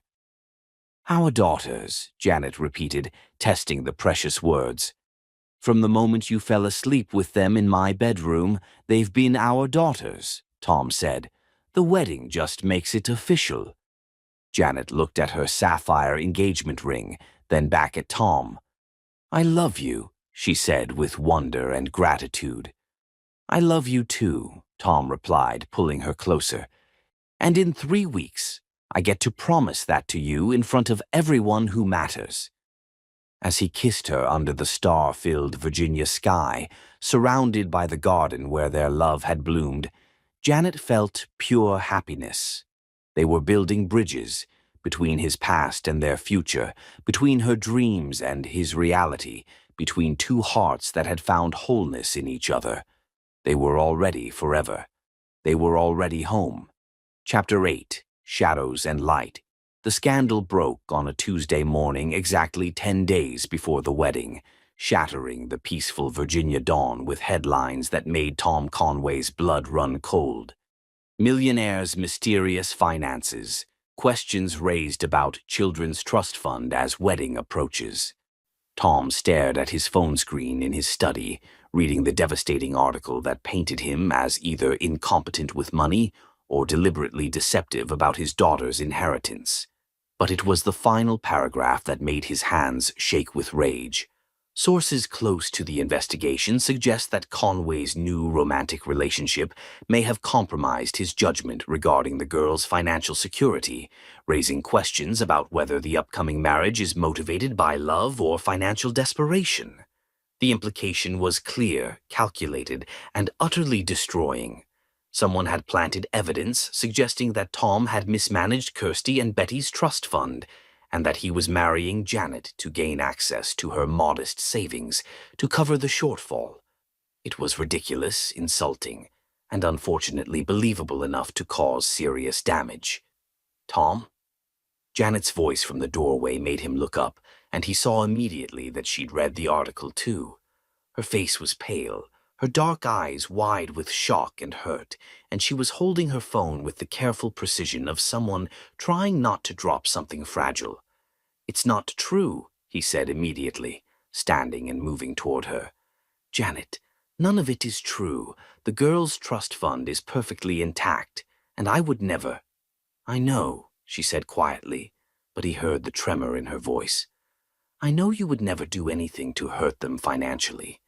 But Tom, this is going to destroy everything. Before he could respond, his phone rang with a call from his lawyer, then another from his accountant, then 3 more from board members demanding explanations for accusations that made no sense, but would require weeks to disprove. By noon, Tom's entire legal team was assembled in his study, drowning in paperwork and forensic accounting reports, while Janet tried to maintain normalcy for the twins, who sensed the tension crackling through their house like electricity before a storm. "It's sophisticated," Larkin Montague said grimly, spreading financial documents across Tom's desk. "Someone with serious resources and accounting knowledge planted evidence in 3 different systems, making it look like funds were moved out of the girls' accounts over the past month." "Casimir," Tom said flatly. "Almost certainly, but proving it will take time," Larkin replied. "The problem is, Tom, this kind of accusation, even false ones, can have serious consequences. Child Protective Services is required to investigate any claims of financial abuse involving minors." The words hit Tom like a physical blow. "They could take the girls." "Temporarily, until this is resolved," Larkin said gently. "I'm doing everything I can to prevent that, but if they find any irregularities, even ones that are eventually explained—" "How long?" Tom asked, his voice rough. "Weeks, maybe months." Tom sank into his chair, the weight of potential loss crushing down on him like a landslide. Just when he'd found happiness again, just when his family had healed and his future looked bright, someone was threatening to tear it all away. "There's something else," Larkin said reluctantly. "The story is suggesting that Ms. Foster might be complicit in the alleged embezzlement. As your fiancée, she could be seen as having financial motivation to—" "Stop," Tom said sharply. "Don't even finish that sentence." But the damage was already done. Through the study window, Tom could see photographers gathering at his estate gates, drawn by the scent of scandal involving a wealthy widower, his mysterious nanny-turned-fiancé, and questions about missing money. That afternoon, Janet found herself trapped in her own home, watching from the windows as reporters camped outside, while her phone buzzed with calls from numbers she didn't recognize. The headlines were getting worse. "Gold Digger or True Love," and "From Nanny to Heiress, the Convenient Romance of Janet Foster." "Janet?" Betty's small voice made her turn from the window, and she saw both girls standing in the doorway looking frightened and confused. "Why are there so many people outside?" Kirsty asked. "And why did Daddy look so mad when he was talking to the police?" Janet's heart clenched. The twins didn't understand what was happening, only that their peaceful world had suddenly become dangerous and uncertain. "Sometimes," Janet said carefully, kneeling to their level, "people make up stories about families they don't know. It's not nice, but it happens." "Are the stories about us?" Betty asked, her thumb finding its way to her mouth, a stress response that had disappeared months ago but was returning under pressure. "They're made-up stories," Janet assured them, "but they might make things confusing for a while." "Are you still going to marry Daddy?" Kirsty asked, her 6-year-old directness cutting straight to the heart of what Janet had been trying not to think about. "I doubt," Janet began, then stopped, because she honestly didn't know the answer anymore. That evening, after the twins were finally asleep, and the last reporter had been escorted off the property by security, Tom found Janet in the library packing books into boxes with mechanical precision. "What are you doing?" he asked, though the answer was obvious and devastating. "I'm leaving," Janet said without looking up. "I'm going to stay with Roxalana until this is resolved." "Janet, no," Tom said, moving to take the books from her hands. "Running away won't solve anything." "I'm not running away," she replied, finally meeting his eyes. "I'm protecting your family. As long as I'm here, they can use our relationship against you. They can question your judgment, suggest that I'm influencing your decisions about the girls' money, paint me as some kind of manipulative—" "They can say whatever they want," Tom interrupted. "I don't care about their opinions." "You should care," Janet said quietly. "Because if this goes to court, if Child Protective Services decides that the girls aren't safe here, my presence will only make things worse. A judge looking at this situation will see a wealthy widower who moved his children's nanny into his home and then proposed to her 6 months later. They'll see exactly what the newspapers are suggesting, that I seduced you to get access to your money." "That's ridiculous." "Is it?" Janet asked, her voice breaking. "Tom, look at this from the outside. Look at what we must seem like to people who don't know us. A grieving millionaire, a working-class nanny, a whirlwind romance that coincides with financial irregularities." "I don't care what it looks like to other people," Tom said firmly. "I care about what it is. And what it is love. Pure, honest, healing love." "Love isn't always enough," Janet whispered, tears starting to slide down her cheeks. "Sometimes love means protecting the people you care about, even if it breaks your heart." Tom stared at her, seeing the pain in her eyes, the way her hands shook as she continued packing. She wasn't leaving because she doubted their love. She was leaving because she loved them too much to let her presence harm his children. "What about the wedding?" he asked, his voice barely above a whisper. "Postponed," Janet said, not trusting herself to say cancelled. "Until all of this is resolved, until your family is safe, until—" "Until when?" Tom demanded. "Until some stranger decides we're allowed to love each other? Until society gives us permission to be happy?" "Until your daughters are secure," Janet said firmly. "Tom, if there's even a chance that being with me could result in Kirsty and Betty being taken away from you, then I won't be with you. I can't live with that risk." She moved toward the door, carrying the box of books, but Tom caught her arm gently. "Janet, please," he said, his voice raw with desperation. "We can fight this together. We can prove that the accusations are false, show them that what we have is real." "By the time we prove anything, the damage might already be done," Janet replied. "I won't be the reason your children get hurt. I won't be the weakness they use against you." "You're not a weakness," Tom said fiercely. "You're the strongest person I know. You're the reason my daughters learn to trust again, the reason they remember how to laugh, the reason they believe in happy endings." "Then let me give them one more gift," Janet said, standing on her tiptoes to press a soft kiss to his cheek. "Let me give them the gift of keeping their father safe from people who would use love as a weapon." As she walked away, Tom stood alone in the library where their love story had begun, surrounded by empty shelves and the echo of what might have been. Outside, the photographers were finally gone, but the damage was done. The headlines would continue, the investigation would drag on, and the woman he loved was sacrificing her own happiness to protect his children. For the first time since Eleanora's death, Tom Conway felt completely powerless. He'd built an empire, accumulated wealth beyond measure, commanded respect in boardrooms around the world, but none of it mattered if he couldn't protect the people he loved from those who would destroy them. That night, Tom lay awake in his study, staring at the ceiling and listening to the house settle around him. Somewhere across town, Janet was probably lying awake too, crying into Roxalana's guest room pillows and wondering if she'd made the right choice. 10 days until their wedding. 10 days that now stretched before them like an impossible chasm, filled with lawyers and investigations, and the growing possibility that love might not be enough to overcome the cruelty of those who would destroy it for sport.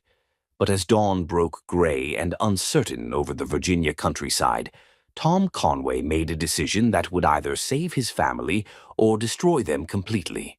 He was done playing defense. It was time to go on the attack. It was time to remind the world why they called him the most dangerous businessman in Virginia when someone threatened the people he loved. Casimir Aldridge had started this war, but Tom Conway was going to finish it. The shadows were deep and the light seemed far away, but somewhere in the darkness between them, hope was still fighting to survive. And Tom Conway had never lost a fight that mattered this much. Chapter 9. The Gathering Storm. 5 days before what should have been their wedding day, Tom Conway stood on the courthouse steps in Richmond, flanked by enough lawyers to intimidate a small nation, and declared war on everyone who had dared to threaten his family. including the woman he loved, who was standing 50 feet away pretending she didn't know him. "The accusations against me are not just false," Tom said into the cluster of microphones, his voice carrying the cold authority that had made him legendary among Virginia's landed gentry. "They are maliciously fabricated lies designed to destroy my family and prevent my marriage to a woman whose only crime was loving my children enough to heal them." In the crowd, Janet felt her heart stop as Tom's eyes found hers across the sea of reporters and curiosity seekers. He looked magnificent and terrifying, every inch the powerful man who had built an empire from nothing and would burn the world down to protect what mattered to him. "I have spent the last 5 days assembling evidence that will not only prove my innocence," Tom continued, "but will expose the true criminals who orchestrated this attack. By tomorrow evening, you will know exactly who tried to steal from my children and why." The promise in his voice was dark and absolute, and Janet shivered despite the warm September afternoon. She thought leaving him would protect his family, but watching him now, she realized she'd underestimated the lengths Tom Conway would go to when someone threatened the people he loved. After the press conference, Janet hurried to her car, desperate to escape before Tom could corner her for a conversation she wasn't strong enough to have. But as her hand touched the door handle, a familiar voice stopped her cold. "Running away again, Miss Foster." She turned to find Casimir Aldridge standing behind her, his pale eyes gleaming with malicious satisfaction and his expensive suit making him look like a predator in gentleman's clothing. "Mr. Aldridge," she said carefully, every instinct screaming danger. "I have to admit, I'm impressed," he continued, moving closer with the confidence of a man who believed he held all the cards. "Sacrificing your own happiness to protect Conway's reputation. How beautifully tragic." "I don't know what you're talking about," Janet replied, though her heart was hammering against her ribs. "Of course you don't," Casimir said with a smile that made her skin crawl. "Just like you don't know that all of this could disappear tomorrow. The investigation, the headlines, the threat to those precious little girls, all of it gone with one simple phone call." Despite herself, Janet felt a flicker of hope. "What do you want?" "Nothing too complicated," Casimir replied, his tone conversational. "I want you to convince Conway to sell me his estate holdings at a reasonable price. I want you to disappear from their lives permanently. And I want you to do both of those things before his little press conference tomorrow can do any real damage to my reputation." "And if I refuse?" Casimir's smile widened, showing too many teeth. "Then things get much worse for everyone. The financial irregularities become criminal charges. The custody investigation becomes removal proceedings. Conway's estate partners lose confidence, and his holdings crumble. And those 2 little girls spend their formative years in foster care, while their father fights legal battles he can't win." The threat was delivered with such casual cruelty that Janet felt sick. This man would destroy a family, traumatize 2 innocent children just to acquire a business and satisfy his wounded ego. "You're evil," she whispered. "I'm practical," Casimir corrected. "Conway took something from me years ago, a business deal, a woman I wanted, the respect I deserved. Now I'm taking something from him. The only question is whether you're going to help me minimize the collateral damage or force me to destroy everything he loves." Before Janet could respond, a hand closed gently on her shoulder, and she turned to find Tom behind her, his face a mask of cold fury that made Casimir take an involuntary step backward. "I believe," Tom said quietly, "that Ms. Foster has heard enough of your threats." "Conway," Casimir said, trying to recover his composure, "I was just having a friendly conversation with your former fiancé about how you fabricated evidence to frame me for embezzlement," Tom interrupted, his voice carrying deadly calm. About how you've been embezzling from your own charity for 3 years, about how you tried to blackmail the woman I love into convincing me to hand over my company. Casimir's face went white. You can't prove any of that. Actually, said a new voice, he can. They all turned to see Larkin Montague approaching with a briefcase and the satisfied expression of a lawyer who'd just won the case of his career. Casimir Alderidge, Larkin said formally, you're under arrest for embezzlement, fraud, and attempted extortion. The FBI will be taking you into custody shortly, but I wanted the pleasure of telling you personally that your little scheme failed spectacularly.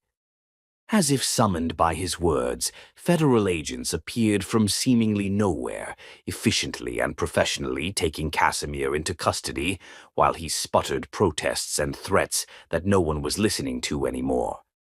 In the sudden quiet that followed, Tom and Janet stood facing each other on the courthouse steps, separated by 5 days of heartbreak and the careful distance she'd maintained to protect him. It's over, Tom said quietly. All of it. The charges, the investigation, the threats to the girls. Casimir won't be hurting anyone for a very long time. Janet felt tears starting to slide down her cheeks, tears of relief, of joy, of overwhelming gratitude that the nightmare was finally ending. How? She whispered. I may have learned a few things about fighting dirty during my years in business, Tom replied. And I had excellent motivation to win this particular war. Tom, she began, but he stepped closer, close enough that she could see the exhaustion and pain and desperate love in his gray-blue eyes. You left me, he said, his voice rough with emotion. You left me to protect my family, and I understand why you did it. But Janet, running away from the people who want to hurt us isn't the answer. Fighting back is. I've learned, his voice caught slightly. I've learned that my arrogance, my need to control everything, nearly cost me the most important things in my life. But I've also learned that some things are worth fighting for, even if it means risking everything.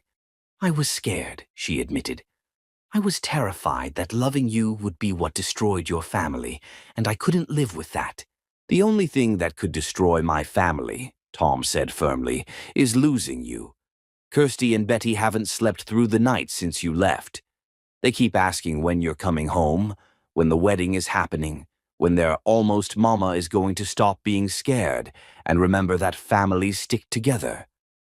The words broke something loose in Janet's chest, some last wall of resistance that had been holding her back from claiming the happiness that was within reach. I missed you, she whispered. I missed you so much I couldn't breathe. Then come home, Tom said, reaching for her hands. Come home and marry me and help me raise our daughters, and never, ever run away from me again. Janet looked into his eyes, the eyes of the man who'd fought heaven and earth to clear her name, who'd taken on federal investigations and media scandals and criminal conspiracies because someone had dared to threaten their love. The wedding, she said. It's supposed to be in 5 days, and I canceled everything. The wedding, Tom interrupted, is happening exactly as planned. Roxalana never canceled anything. Ottilie kept your dress ready, and Ephraim has been coordinating with vendors all week. The only thing missing was the bride. You were that confident I'd come back? I was that confident in us, Tom corrected. I was that sure that love like ours doesn't just disappear because the world gets complicated. Standing on the courthouse steps with the Virginia sunshine warm on her face and the man she loved holding her hands like he'd never let her go again, Janet finally understood what Eleonora had known when she wrote that letter blessing their future. Love wasn't something to be protected from the world. Love was something to be claimed boldly, defended fiercely, and celebrated openly, regardless of what anyone else thought about it. Yes, she said, standing on her tiptoes to kiss him while photographers captured the moment for tomorrow's headlines. Yes, I'll come home. Yes, I'll marry you. Yes to everything, forever and always. Tom's arms came around her then, lifting her off her feet and spinning her around while she laughed with pure joy, and the crowd of onlookers burst into spontaneous applause. When he finally set her down, both of them breathless and grinning and blazingly happy, Janet looked up at the man who'd just proven that love could conquer anything, even criminal conspiracies and federal investigations and her own terrified heart. 5 days, she said. Do you think that's enough time to plan the wedding of the century? Sweetheart, Tom said, his smile bright enough to power the entire city. I've been planning our forever since the day I found you sleeping with my daughters in my bed. 5 days is just the countdown to the beginning of the rest of our lives. As they walked down the courthouse steps hand in hand, toward the car that would take them home to 2 little girls who were probably watching from the windows and planning their flower girl entrances, Janet felt the last shadows lift from her heart. The storm had passed. The gathering darkness had been defeated by love and determination, and the simple truth that some things were worth fighting for. In 5 days, she would walk down an aisle covered in rose petals toward the man who'd proven that happily ever after wasn't just possible, it was inevitable for those brave enough to claim it. The gathering storm was over. Now it was time for the sunshine. Chapter 10, Forever Begins. On the morning of her wedding day, Janet Conway-to-be woke before dawn in the master bedroom that had once been forbidden territory and was now filled with white roses, morning sunlight, and the joyful chaos of 2 6-year-old flower girls who had appointed themselves her personal wedding preparation committee. Janet! Janet! Wake up! Betty bounced on the massive bed with the enthusiasm of someone who had been awake since 5 a.m. planning the most important day in their family's history. It's wedding day. We checked, Kirsty added with serious precision. The sun is up, the flowers are ready, and Daddy has been awake for 2 hours making sure everything is perfect for you. Janet sat up in the bed that had witnessed so much of their love story and felt her heart overflow with gratitude for the journey that had brought them to this moment. Are you excited? Betty asked, settling beside her with the serious expression of a child conducting important research. I'm more than excited, Janet replied honestly. I'm so happy I feel like I might burst into sparkles. Good, Kirsty said with satisfaction. Because Daddy looks like that too. 3 hours later, the Conway estate had been transformed into something from a fairy tale. White roses and fairy lights adorned every surface, and chairs draped in ivory silk created an aisle that led to the garden pavilion where Tom and Janet would promise each other forever. In the bridal suite, Janet stood before the mirror, while Roxalana Ashbourne and Ottilie Ravensdale made final adjustments to the dress that made her look like a Renaissance angel. Perfect, Ottilie declared. Absolutely perfect. Janet turned to look at herself one final time, hardly recognizing the radiant woman in the mirror. The ivory silk flowed like water, Eleanora's antique veil caught the light like captured starlight, and the sapphire engagement ring seemed to hold all the promises of their future. Nervous? Roxalana asked gently. No, Janet said, surprising herself with the certainty in her voice. I'm ready. A knock on the door interrupted her thoughts, and Ephraim Whitmore's distinguished voice called through the wood. Ladies, it's time.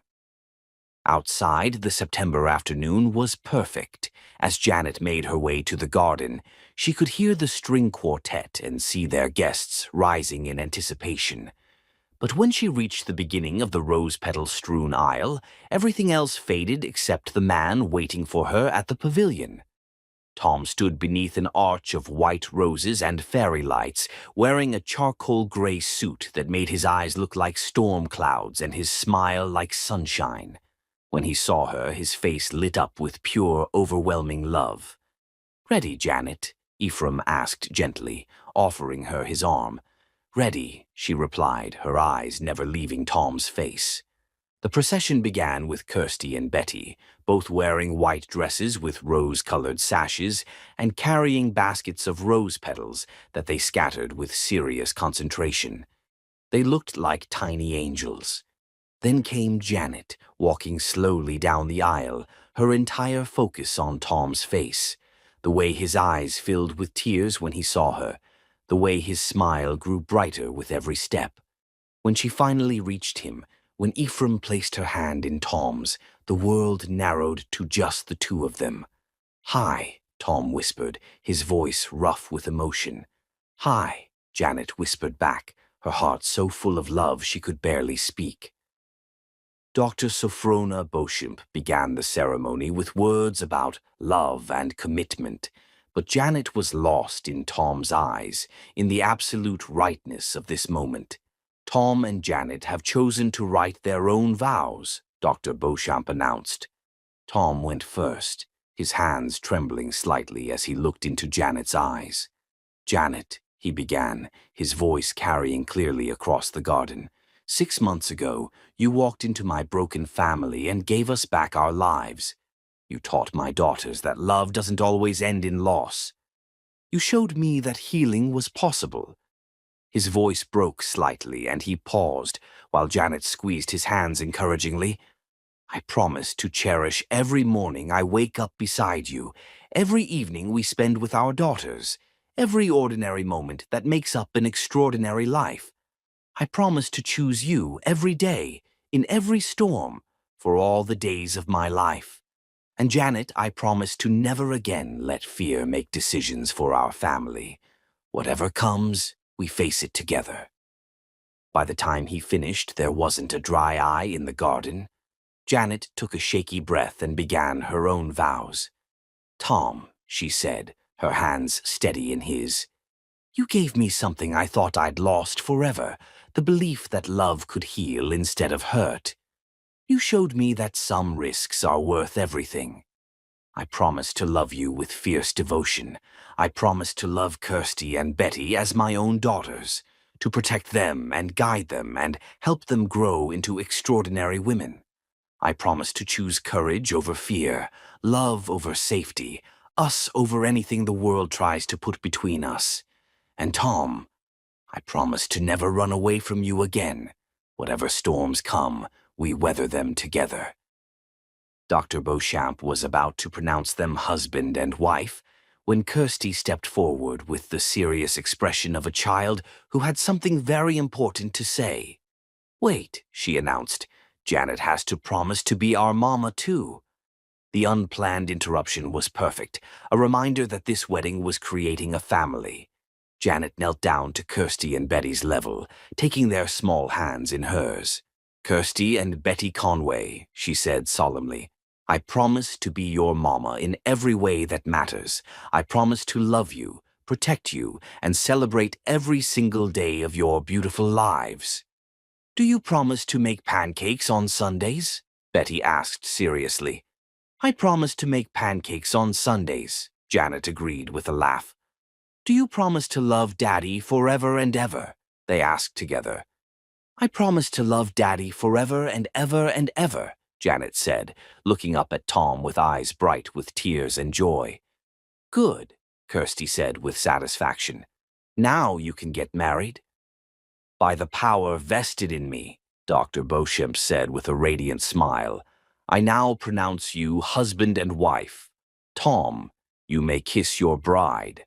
Tom's hands came up to frame Janet's face, his thumbs wiping away her tears of joy. "Hello, Mrs. Conway," he whispered. "Hello, Mr. Conway," she whispered back.